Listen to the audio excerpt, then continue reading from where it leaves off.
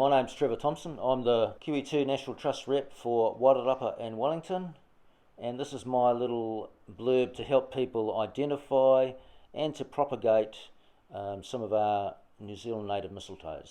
Okay, this one here is Tupeia Antartica. This is one of our rare ones. Little or no recruitment happening on these guys. Commonly found on black miry. They will grow quite successfully on Pittosporum eugeneoides, lemonwood, terata. They have generally white fruit, which eventually goes quite purple. The other name for these is white-flowered mistletoe, but they're not white-flowered at all, they're actually green-flowered. They have male and female plants. When the fruit is ripe, it will just sit there waiting for a bird to eat it. It won't fall off until the new crop from the following year comes along.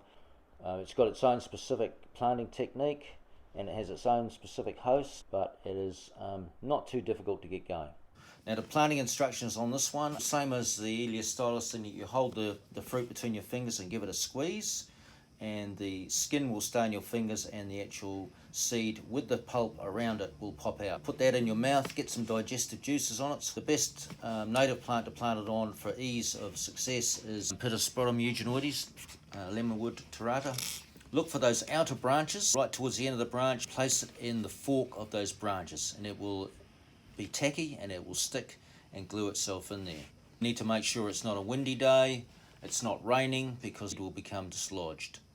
And after a while the seed pulp will coalesce and actually hold itself in position. The little seed will germinate and it will, underneath this viscin pulp, actually put a little green shoot out, which is a little root which will actually penetrate into the xylem layer and the ball will start rolling. They're quite easy to get going, maybe 20% success rate probably on eugeneoides, so this is a good one to do. Here we have the Tupeia Antartica. This is the female, of course. It's covered in fruit. There's actually a couple of ripe fruit on that one. The ripe ones are just under here.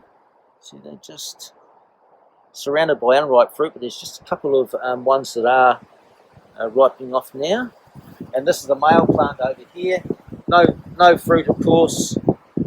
These are quite large plants, and they start way back in there, attached to the terata, which was at one time the outer part of an outer branch, and they've just grown outwards to match the growth of the terata. Okay, so we're just looking now at some young Tupeia Antartica that were planted.